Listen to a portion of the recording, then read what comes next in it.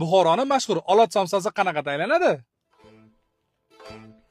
Ish dastavval mol go'shtini lahm joyini to'g'rashdan boshlanadi.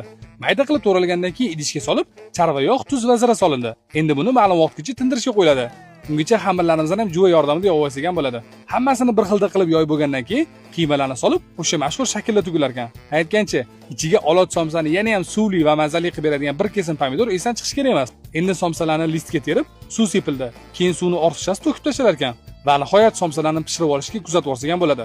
Somsalar pechda naq 12 daqiqada tayyor bo'lar ekan. Agar undan oldin yoki keyin olinsa, ishtaha ochar, go'zal ko'rinishiga ta'sir qilib qolarmish. Somsalarimiz ham jonon bo'lib pishib chiqdi. Chiroyli laganlarga terilib, o'z mijozlari tomon yo'l olishyapti. Men ham novatli choylarimizdan damlab somsalarning mazasini ko'rish boshladim. Bay, buni ta'mini odam maza qilib yoradi-ya. Ichi suvlikkina, yana yoniga barra pomidor so'kidan ham berishar ekan. Sizga ham tavsiya qilaman. O'tirib yeyishga joylar ham hozirlab qo'yilgan. Yetkazib berish xizmati ham mavjud. Yo'lingiz bo'lsa, o'zingiz bilan olsangiz, uydagilar bilan maza qilib yesangiz ham bo'ladi. Bu joy Yunusobod 19-kvartal, Farruh Fayzi qarshisi, Bitonkada joylashgan. Aniq lokatsiya Telegram kanalda bor.